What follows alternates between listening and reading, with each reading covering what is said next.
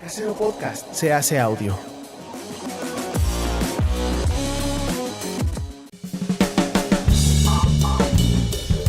Bienvenido a Entusiasta, un podcast de Ilan Katz Mayo.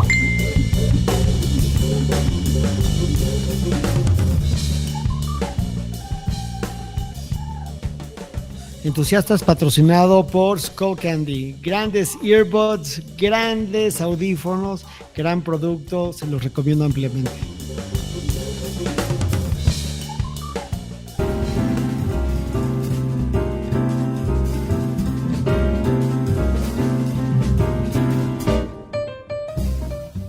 Hola. Bienvenidos a un episodio más de Entusiasta. Yo soy Ilan Katz Mayo, de abogado de profesión y entusiasta por vocación. Hoy estamos con el gran, magnífico, único artista mexicano de Guadalajara, Jorge Méndez Blake. Jorge, muchas gracias por estar con nosotros el día de hoy. ¿Qué tal, Ilan? Buenas tardes. Buenas tardes. Encantado. Antes que nada, tengo que decir que soy un enorme fan, antes de conocerte, ya era un gran fan. Tengo una pieza tuya y estoy en el proceso de comprar otra, más bien, ya la compré, más bien no la he pagado. Estoy pagando otra pieza tuya y me encanta lo que haces. Eres un artista padricísimo, eres un gran talento y soy muy honrado de, pues, llamarte amigo y de tenerte aquí el día de hoy. No, pues gracias, ya me pusiste un poco nervioso. Ya voy a tener que cuidar ahora lo que voy a decir. A ver, quiero hablar un poquito de tu pasado y de ti, pero antes de entrar a ese tema, tú eres arquitecto de formación profesional, estudiaste arquitectura y, si no me equivoco, creo que diste clases de arquitectura o de arte, no sé cuál de las dos. Ahorita me corriges, pero también veo que en el foro de artistas mexicanos hay mucho arquitecto. Estás tú, Dávila, Pedro Reyes. ¿Por qué crees que la carrera de arquitectura ha dado tanto artista mexicano tan importante? Pues sí, fíjate, es una coincidencia generacional. No creo que fue tan planeado por ninguno, ¿no? Es decir, no creo que algunos de nosotros hayamos dicho voy a estudiar arquitectura para luego estudiar arte, sino que creo que todos empezamos estudiando arquitectura pues porque de alguna manera coincidía con lo que nos interesaba. Y la carrera de arquitectura pues siempre te da muchas cosas más allá de simplemente lo matemático, lo estructural y lo funcional, y está muy ligada a las artes. Entonces, si sabes cómo encauzarla y encaminarla, pues lo que va a pasar es que de repente puede ser como una especie de carrera de arte enfocada en lo espacial, creo. Y creo también que en los finales de los 90s, no es cierto, me fui más, en los principios de los 90s, ya se me estoy comiendo años, cuando yo estaba en la universidad, que yo salí en 97, es decir, entré en 92, pues había también un cierto como desencanto de estudiar arte.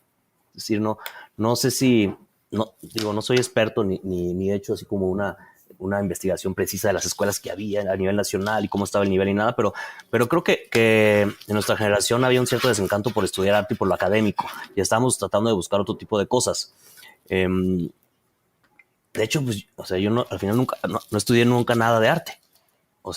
Totalmente me considero un artista autodidacta, y que lo que he aprendido, pues lo he aprendido en el medio y en residencias y con otros artistas. Y te pregunto, ¿tú crees que se puede estudiar el arte para el oficio de ser artista? Yo creo que sí hay cosas que puedes estudiar y que a lo mejor de haber estudiado arte desde el principio te hubiera facilitado bastante las cosas. Por ejemplo, hay cosas de la historia del arte que si tienes, me imagino, una cátedra con alguien que te encamina muy bien, ¿no?, al arte moderno, arte contemporáneo, etcétera, pues bueno, de repente te va a facilitar muchísimas cosas de investigación y vas a poder profundizar tú en las cosas que tú quieres en lugar de empezar casi de cero. Porque como artista, pues tienes que ser un experto en la historia del arte. Pues eso te dedicas, ¿no? Entonces tienes que saber todo lo posible de las cosas que te interesan. Tu acervo son tus referencias artísticas. Los mejores artistas tienen grandes referencias artísticas, ¿no? Bueno, y culturales. Claro, exactamente. Entonces, yo creo que ahorita diría, no tengo hijos, pero por ejemplo, si tuviera un hijo que quisiera estudiar arte, sí le diría, métete a una universidad. Por supuesto, estudia arte, ¿no? Desde el principio. Y pues simplemente hay que escoger los buenos maestros, ¿no? El buen camino entre cualquier escuela, que las escuelas de arte, como cualquier otra universidad y cualquier otra carrera, pues pueden ser muy académicas, puede ser la mejor, puede ser la peor, como hay muchas universidades y carreras. Pero yo te pregunto, a la luz de esta formación, pues, creo que muchos músicos, sobre todo en los 60s, de la escuela del rock inglés, estudiaron arte. Creo que David Bowie estudió arte y Clapton estudió arte y acabaron siendo músicos. Y yo lo que te pregunto es, ¿tú crees que el ser artista se nace o se hace? Buena pregunta. Yo creo que es un poco de los dos. O sea, yo creo que sí tienes que nacer con alguna cosa, es decir, una inclinación hacia ciertas cosas que tienen que ver con cultura y luego desarrollarlas. Es decir, creo que sí hay un momento de una decisión y tú decides que eres artista. Y si no, puede ser cualquier otra cosa. ¿Por qué? Pues porque sí tienes que tener un cierto compromiso profesional y no puedes ser un artista de medio tiempo para mí, sino es un artista de los domingos, ¿no? Que trabaja los domingos, se pone a pintar.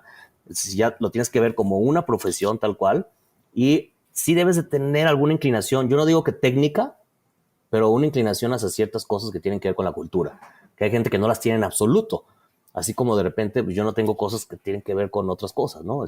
Entonces, yo no sé si existe esa cosa como que nace el genio, que creo que por ahí va tu pregunta, ¿no?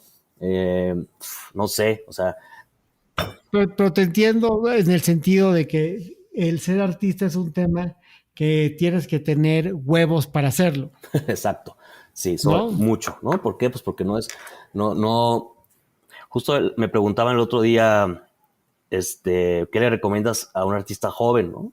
Pues que decida ser artista. Entonces es una decisión, porque, o sea, hay como yo creo que mala idea de que como que la carrera de artista no es una carrera seria, y que no puedes vivir de eso, por ejemplo, y que cuando eres joven te dice, ¿a qué te dedicas? Pues me dedico soy artista. No, no, ya en serio, o sea, no, pero ¿qué haces, no? Como para vivir. Entonces, me acuerdo que esa era una clásica, ¿no? Entonces, sí, hay esta como idea de que las artes en general, igual la música, ¿no? Un músico, bueno, ¿qué te puedo decir de un poeta, por ejemplo, ¿no? Que son carreras como que no son formales y que no son, pues, carreras propias, ¿no? Para vivir de ellas. Y yo creo que, pues, evidentemente todas lo son, ¿no? Hoy, porque yo me imagino que en el mundo clásico, el ser poeta o el ser pintor, ser escultor, yo creo que para Leonardo da Vinci ser artista, pues era una decisión de una profesión como hoy tal vez es ser doctor o abogado, era una profesión muy estable. Sí, pues aparte trabajaban en las cortes, etcétera, ¿no? Es decir, pintaban a la nobleza. Entonces también sí había como... Sí, yo creo que es diferente. El siglo XX ha cambiado mucho ese tipo de cosas. Bueno, el XXI más. Por supuesto.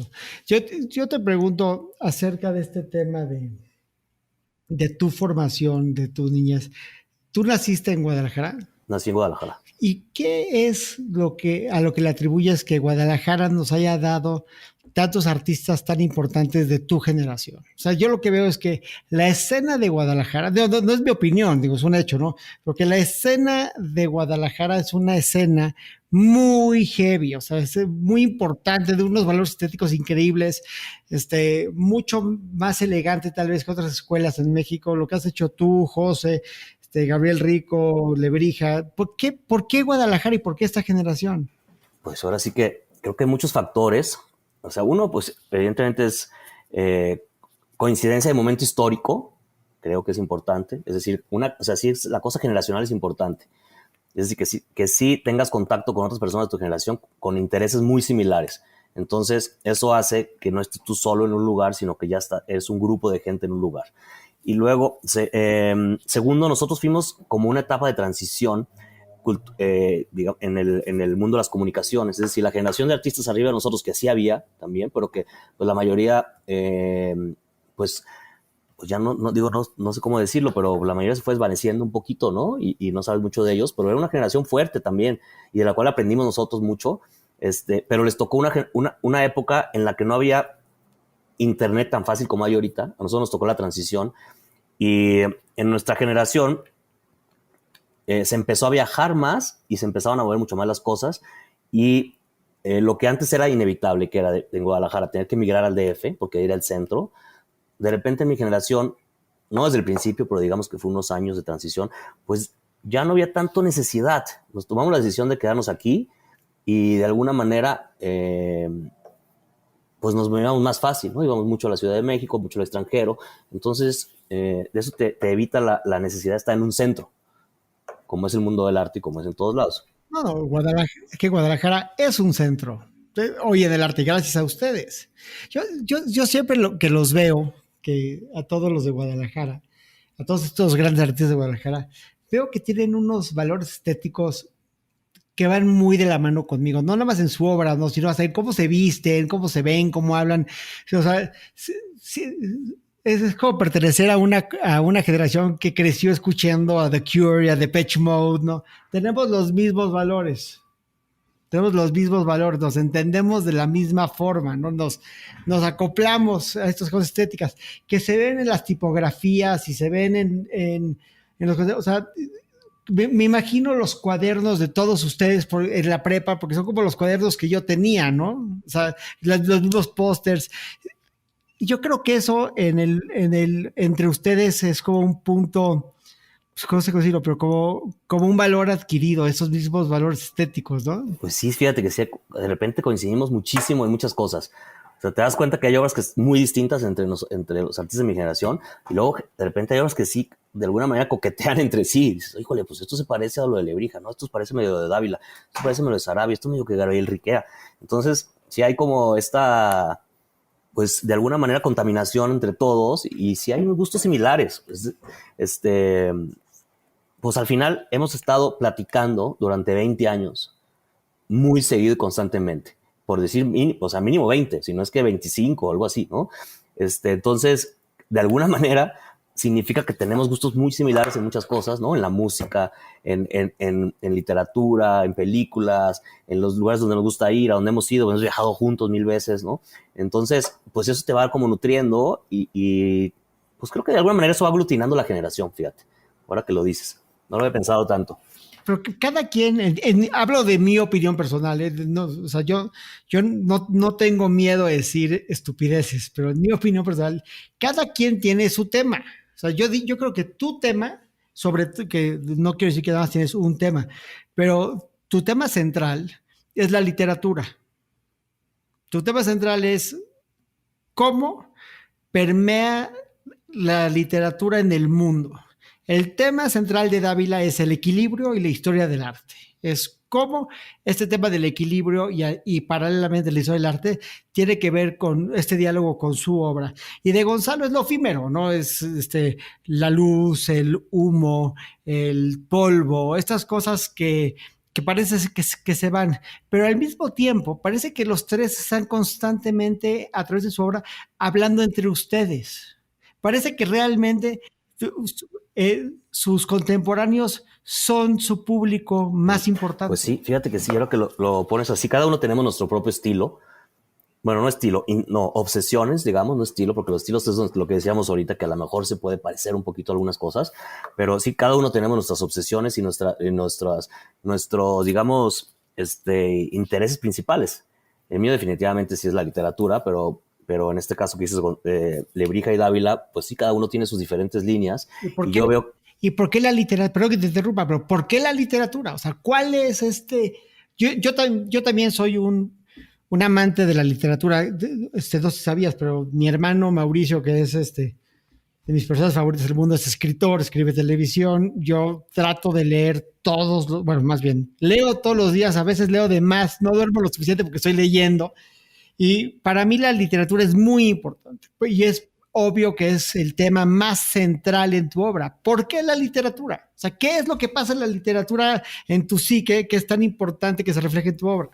Pues, o sea, yo creo que tus intereses principales, en este caso literatura, es algo que ya traes antes de ser artista. Es decir, algo a lo que regresas naturalmente y con lo que te sientes a gusto trabajando y con lo que te sientes en contacto directo y que te interesa seguir investigando y desarrollando durante años y años y años y años. Y esos temas tienen que estar ya contigo. Es decir, no lo puedes como adquirir en una escuela, o no lo puedes adquirir como de alguna manera a través de un catálogo, de un libro. Es algo que ya traes.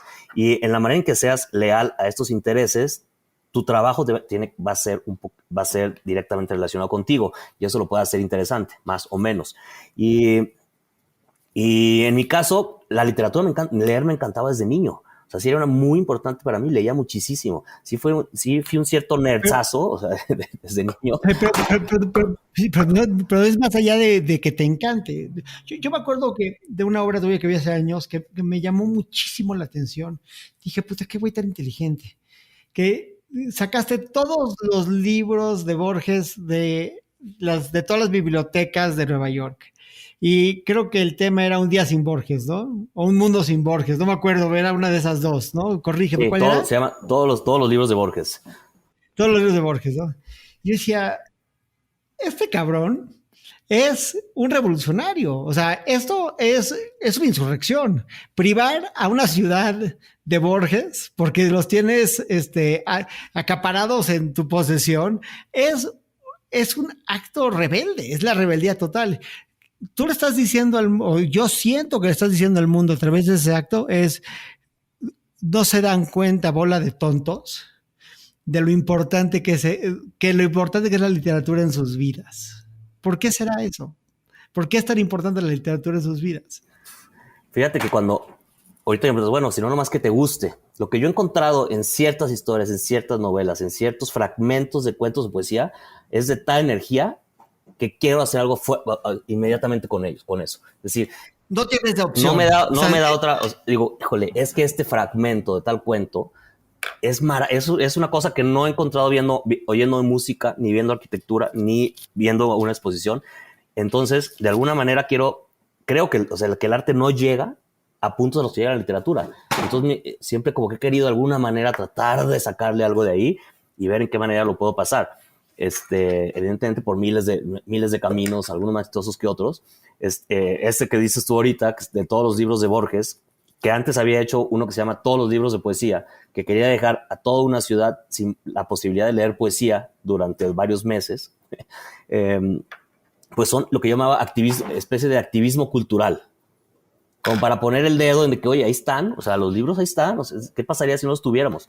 Al final, pues, son actos simbólicos, nada más, creo, en donde... Pero no es simbólico, porque es un poco como cuando un ecosistema pierde un animal, ¿no? Tal vez no nos damos cuenta, de que lo perdemos, no está ahí, no nos presente, pero las consecuencias son dramáticas. O sea, si el día de mañana agarras y eliminas a Woody Allen de la historia del cine, independientemente de lo que pensemos de Woody Allen como ser humano, o que eliminas a Scorsese como director del cine, el daño que le haces, el efecto mariposa que le haces al mundo es brutal, es terrible, porque estamos privando al mundo de un acervo cultural que nos hace quien somos. Para mí el arte es importante porque el arte nos recuerda que somos humanos. Sí, exactamente. Creo que es buen ejemplo lo que pones de que se extinga un animal. Digo, evidentemente que si te enteras de que ya el último león se acaba de morir en la sabana africana, pues a cualquier persona le va a sentir algo, ¿no? Y si no, pues no es posible esto, ¿no? Yo crecí con los leones. Mi pregunta sería, bueno, si te acaban de decir que ya no existe que ya no hay libros de poesía, si va a haber alguien que realmente diga, más allá de los poetas, oye, pues algo está mal aquí. Y yo creo que sí, fíjate, perdón, al final creo que el arte sí tiene algo simbólico. O sea, y eso va como con el lado de activismo del arte. O sea, si realmente el arte sirve para algo, cuando ya lo pones a hacer como trabajar como socialmente y políticamente y culturalmente en una ciudad o en un contexto, pues en mi gusto siempre es como nada más simbólico, ¿no? Porque el alcance pues es dudoso. Me da una gran reserva esta modestia del artista de decir, soy agnóstico sobre la importancia del arte, ¿no? Y yo que soy abogado, que a su vez a veces soy agnóstico de la importancia de la ley, ¿no? Del Estado de Derecho. En este caso digo, qué chistoso que todos somos agnósticos de nuestros esfuerzos, ¿no? De nuestras labores. Pues ¿no será que nos damos cuenta que de repente lo que hace no sirve para nada? Dices, híjole, o sea, esto va a seguir conmigo o sin mí, sigue moviéndose, pero Pero creo que son momentos también, ¿eh? O sea, Totalmente, son sí, frustraciones. porque si no, no nos levantaríamos todos los días y estuviéramos aquí 10 horas, donde estamos tú en tu despacho, creo, y yo en mi estudio, o sea, haciendo algo que no vale la pena. Pues en el fondo sí crees que vale muchísimo la pena, o sea, que sí vale la pena estar dándole hasta que ya no podamos hacerlo, ¿no? Platícame un poquito de tu obra de Dickinson. Pues fíjate que me empecé también dentro de la línea de obsesiones, me empecé a obsesionar muchísimo con la historia de Emily Dickinson y la manera de escribir de Emily Dickinson, y empecé a investigar sobre la manera de escribir, precisamente, que en su caso era escribir usando muchísimos guiones. En lugar de puntuación normal, comas, puntos, etcétera, que sí usa, pero en diferente forma, pues tiene miles de guiones en su, o sea, de hecho usó algo así como 14,000 guiones más o menos, ¿no? En sus 1,700 poemas. Entonces, a partir de ahí lo que empecé a hacer fue unos primeros como intentos de poesía visual o poesía concreta, donde utilizaba esos guiones para hacer composiciones visuales en cuadros. Y ahí he seguido. Ese es un proyecto como de largo plazo que he seguido utilizando los guiones de Dickinson para eso y haciendo otro tipo de, pues por ahí hice un par de esculturas, etcétera. Pero si no me equivoco, una de las cosas fascinantes de Dickinson es que no salió de su casa, ¿no? Pasó su vida entera en un mundo muy pequeño, pero la profundidad de su mundo interior era muy vasto. Sí, de las cosas que más o sea, cuando empecé a ver su biografía, las cosas más interesantes es eso, justo, o sea, que los últimos 20, 30 años de su vida casi no salía ya casi ni de su cuarto, se fue haciendo como totalmente encerrada en sí misma, y durante su vida únicamente publicó 10 poemas. Es decir, se murió, le encontraron un cofre con 500 poemas abajo de su cama o en su closet, y que de alguna manera eso, pues, como que hizo que todos sus familiares se dieran cuenta de que era algo que valía la pena conservar. De que era un genio, pero tienes un genio bajo tus narices y no lo sabes. Y no lo sabes. Y la primera edición de la poesía completa de Dickinson, ya medio seria, pues fue 30 años después de que murió. Es decir, es el clásico ejemplo, ahora sí lo que decía, de un genio totalmente escondido, ahora sí que en un pueblo en Estados Unidos. Como Van Gogh, ¿no? Que pues, todos sabemos que Van Gogh no podía regalar sus pinturas, ¿no? Pero pues, todos sabemos hoy que es un genio. Claro. Pero eso tiene mucho que ver, yo creo que no solamente con la incapacidad de reconocer el talento de una persona en su era, sino con la incapacidad de una persona, o sea, el carisma vende. ¿No? El tener valor y el ser carismático y el salir y el convencer, ¿no? El éxito, valga la redundancia, es muy exitoso, ¿no? Es muy seductor, ¿no? Y que este cuate fuera un gran artista hasta que alguien no lo vio y lo dijo, pues, o como Emily Dickinson, hasta que alguien no lo reconoce, pues no lo es. Sí, en una época donde la comunicación era muy complicada también. Es decir, ella vivía en Amherst, pues, híjole, y a Boston fue 3 veces en su vida. O sea, y eso fue toda su vida. O sea, es decir, este pequeño pueblo de tres calles fue casi toda su vida. Y bueno, aunque tiene o sea, en esa época y hasta mediados del siglo XX, pues la correspondencia era una cosa importante, ¿no? Y como medio de comunicación, pero pues la correspondencia siempre es personal y digo, no tiene este poder carismático que puede tener como dices tú, una personalidad, ¿no? Sí, Eddie Murphy, ¿no? Yo siempre digo, ¿quién es el artista más? O sea, cuando yo era chiquito, ¿quién era el artista más grande del mundo? Eddie Murphy, ¿no? O Michael Jackson, por lo que hacían, contaban chistes o bailaban, ¿no? O sea, los tenías muy enfrente, ahí estaban, ¿no? No los hace los mejores artistas del mundo, pero sí los hace los más reconocibles. Sí, 100%. Pues eso creo que eso no va a cambiar nunca. O sea, hasta con las redes sociales y con los medios electrónicos que estamos hoy, pues sí, o sea, sí sigue habiendo muchísima gente que está más en la sombra que otra, porque simplemente es más callada y es más y no tiene ni siquiera cuenta de Facebook, ¿no? Lo cual me lleva a otro punto que es una de mis grandes frustraciones como coleccionista. Yo siempre digo que mi obra es o sea, la obra de mi vida es mi colección. Yo pienso mucho en mi colección, armo mi colección, soy un gran entusiasta, valga la redundancia del nombre del podcast, de mi colección. Y una de las cosas que a mí me llaman la atención es que, en mi opinión, esta generación de artistas mexicanos, si agarramos el top 10 de los artistas mexicanos, son artistas que para mí son mucho más importantes en valor artístico que cualquier artista de la historia de este país. O sea, lo que estás haciendo tú, lo que hace Miguel Calderón, Gabriel Orozco, Damián Ortega, no me acabo la lista, pero esta escena de artistas mexicanos, el nivel artístico es altísimo. Pero a pesar de eso, ninguno de esos artistas es famoso como José Luis Cuevas era famoso, o es famoso como Diego Rivera era famoso. ¿Por qué carecen de fama artistas que, digo, son famosos nada más entre los que saben? Y la obra no es barata, digo, ahora sí que si alguien sabe eso soy yo, que sufro para pagarla. Pero, ¿por qué no son más famosos? ¿Por qué no son household names estos artistas? Pues creo que ahí tienen que ver con el arte contemporáneo en general, que se ha despegado un poco mucho del público, ¿no? O sea, yo creo que los artistas modernos eran más fácilmente se identificaban más fácil con el ciudadano común, ¿no? La persona que aparecía un día en un museo, en una exposición y que realmente no tenía ningún conocimiento previo del artista, pues creo que se identificaban más. Y ahora creo que los artistas contemporáneos pues nos hemos dedicado también a alejar al espectador. Y con excepción de, como dices tú, pues a lo mejor 5 artistas que sí pueden ser reconocibles, pero no es lo mismo, ¿no? Que Rivera o que Orozco o que Siqueiros. Porque no son icónicos. Aunque también yo quisiera viajar en el tiempo y quisiera ir a 1960, a ver, o a 1950, digamos. Ya no me acuerdo en qué año se murió Orozco, pero creo como en el 50. A ver quién es realmente, si el ciudadano común reconocía estos nombres como pensamos, a lo mejor con cosas posteriores, ¿no? Estaría bueno investigar. Pero sí, definitivamente, sea como sea, sí había una socialización mayor. De los muralistas, por ejemplo, a los artes contemporáneos, 100%. Bueno, y hablando de eso, tú estás a la mitad de tu carrera profesional, promedio. Has de tener 45 años, has de ser mi edad más o menos, ¿no? 47. 47 años, un poquito más grande que yo.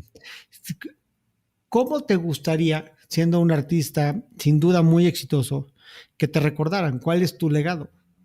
Si tuvieras que decidirlo hoy. O sea, ¿de qué se va a tratar tu body of work, tu obra, cuando tú ya no estés aquí? Pues bueno, primero creo que no puedes decidirlo tanto, porque... No, ¿por qué te gustaría? ¿Por qué te gustaría? No, nunca sé cómo responder ese tipo de cosas, pero creo que me gustaría como no tanto los grandes gestos, sino cosas muy diminutas, ¿no? Más que nada, ¿no? O sea, es decir, prefiero que se acuerden de mí por una pequeña cosita en máquina de escribir que por una cosa gigantesca, ¿no? Interesante. Tú haces de todo, o sea, pintas, dibujas. Yo creo que tus dibujos son en gran medida, o sea, creo que nadie dibuja como tú en el mundo. Eres el gran dibujante que yo conozco del arte contemporáneo. Tus esculturas son magníficas, tus neones son fenomenales. De todo lo que tú haces, ¿de qué estás más orgulloso? O sea, técnicamente hablando. Pues creo que, por ejemplo, los dibujos que llevan mucho tiempo son obras que llevan mucho tiempo, ¿no? Es decir, son obras que duran 6 meses en hacerse, ¿no? Versus un neón que dura 6 semanas, pues te diría que estoy más orgulloso del dibujo de los 6 meses, claro que sí. Y cuando se termina un dibujo en el estudio, que hacemos 2 al año, pues es como un evento y lo ves y te emociona y dices, ya lo acabamos esto, el que vamos a ver con qué seguimos, y lo ves y te emociona. Pero creo que es casi como cada que vas resolviendo una obra bien.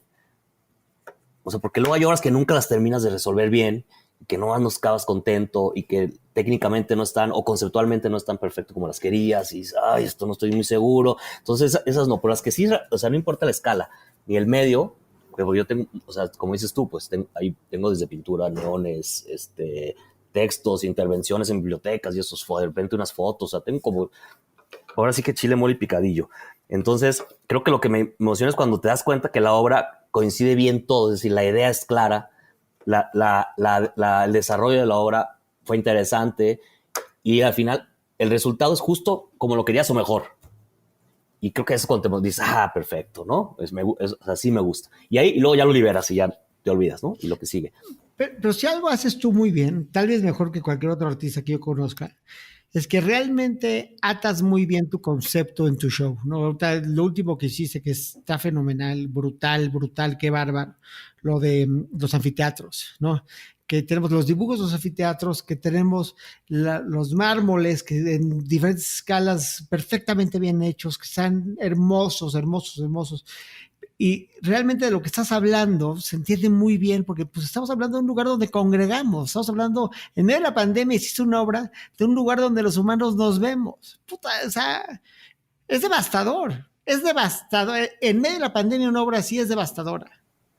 Fíjate que con los años me he dado cuenta que como dices tú, entre más sencillo es la manera en que expresas una idea, pues la obra es mejor, porque tú nunca vas a estar ahí para explicarla, ¿no? Segundo, aunque estuvieras, pues no necesariamente eres el mejor para explicar tu obra. Entonces la obra de alguna manera tiene que expresarse por sí misma, o tiene que encontrar su propia existencia. ¿Y cómo logras eso? Pues tratando de que todo sea lo más accesible y digo, no sé si la palabra sencillo sea correcta o no, pero directo posible, ¿no? Ahora, llegar a eso pues, está bien difícil, o sea, y cuando estás trabajando en diferentes medios, tienes que hacer una exposición, pues intentas armar un conjunto de cosas que vayan haciendo como una especie de constelación, con centro o sin centro, pero que estén dando las vueltas, ¿no?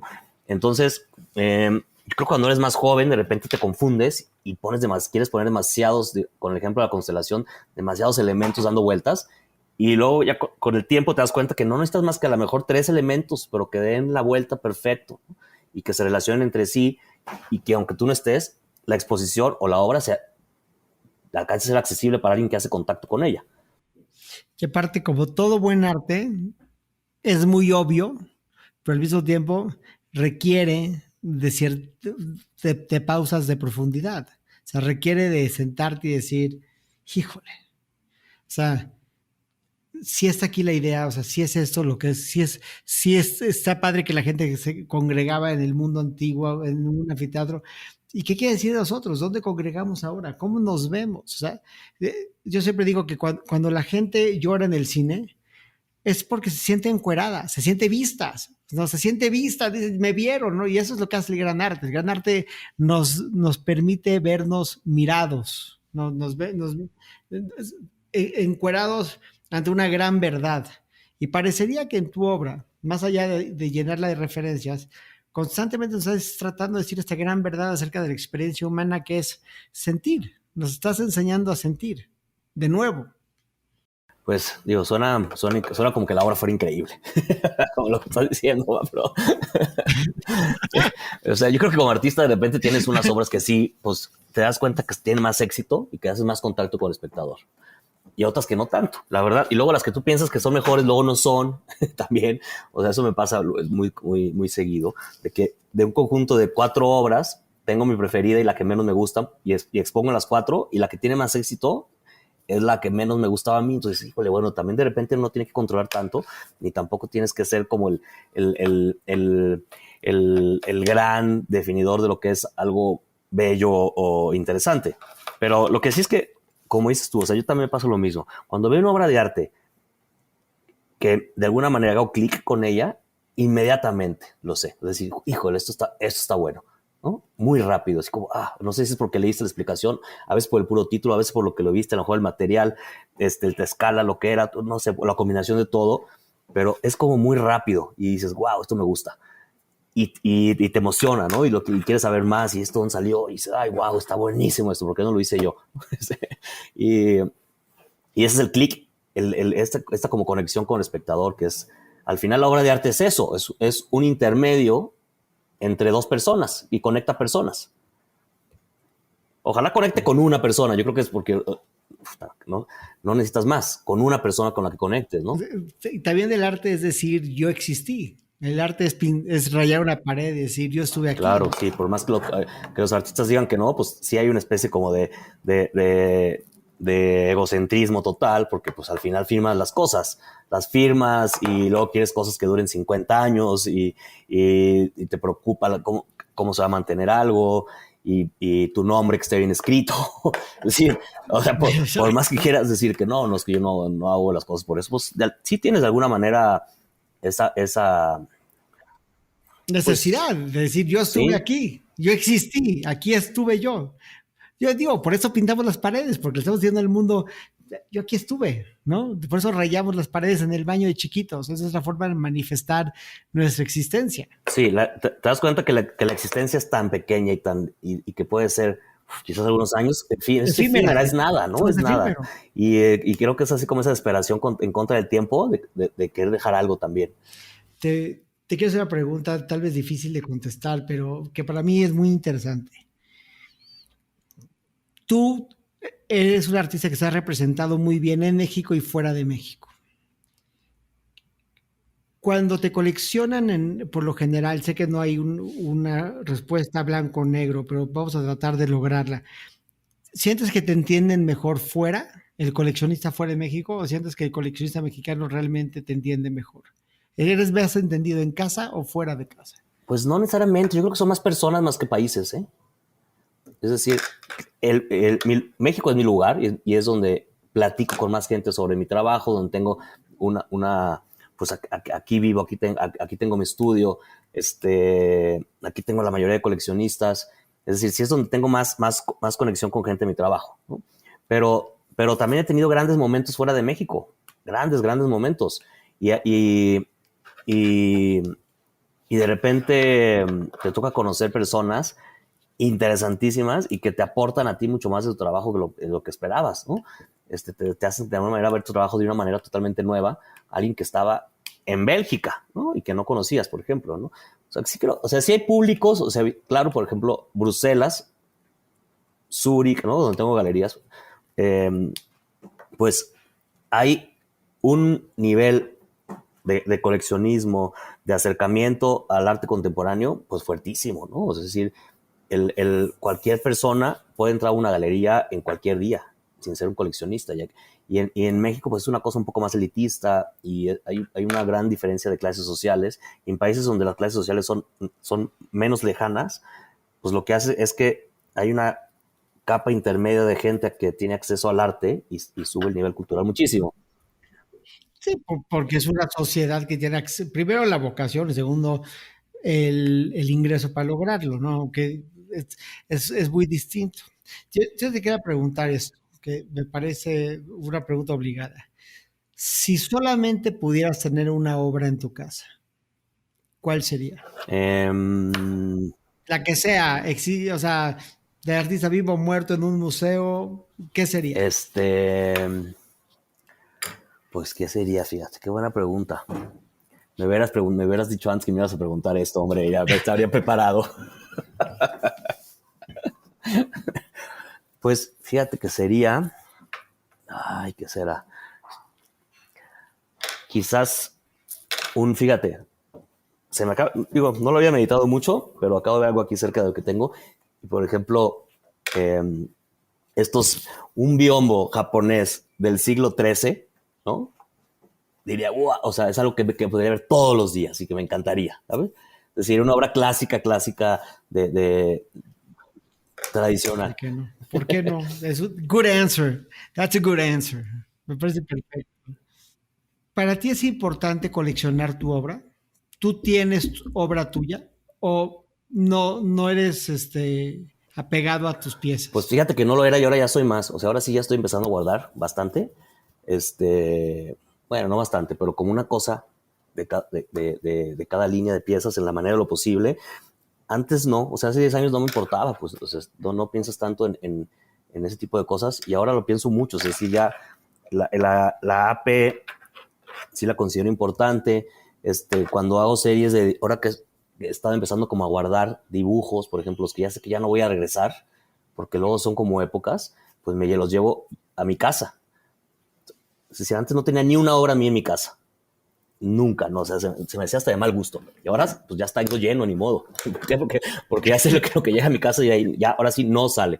Porque luego también es muy tentador tener cosas en el estudio y si a alguien le interesa, pues la vas a acabar vendiendo. O sea, dice, no, pues ya haré otra, ¿no? Y te vas quedando sin nada. Y creo que sí es importante tener un conjunto de obra que esté muy accesible, si quieres tener una exposición. También que si te mueres, pues de repente esté guardada ya en un lugar. ¿Qué tan importante es para ti hoy la docencia? Pues me ha alejado bastante. Vi clases en arquitectura, ahora continuando la primera pregunta con la que comenzaste, como unos 5 o 7 años, quizá más, en la escuela de arquitectura, recién egresado de arquitectura, y me gustaba mucho. Daba clases o de historia del arte o de teoría de la arquitectura, cosas más bien teóricas, más que prácticas. Pero me fui alejando y ahora ya casi no me siento cercano, fíjate, a la docencia.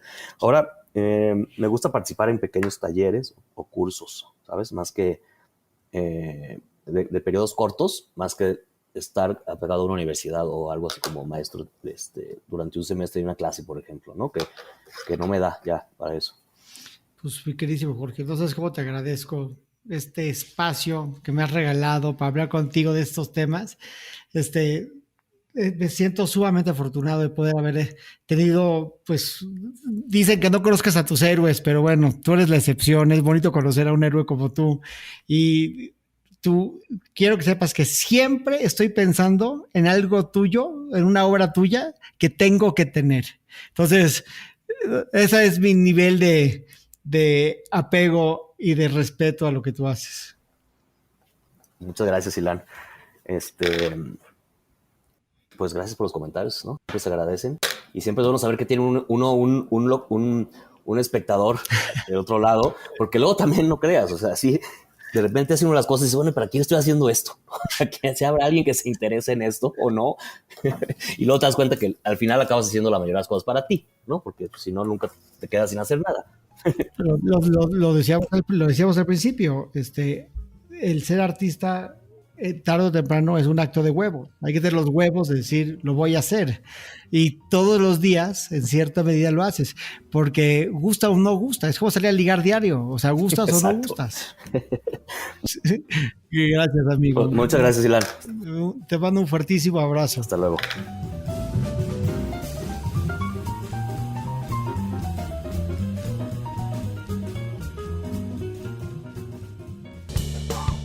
Entusiastas patrocinado por Skullcandy. Grandes earbuds, grandes audífonos, gran producto, se los recomiendo ampliamente.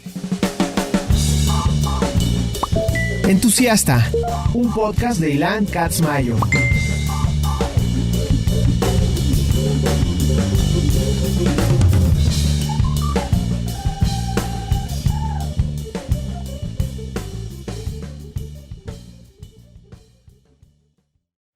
Casero Podcast se hace audio.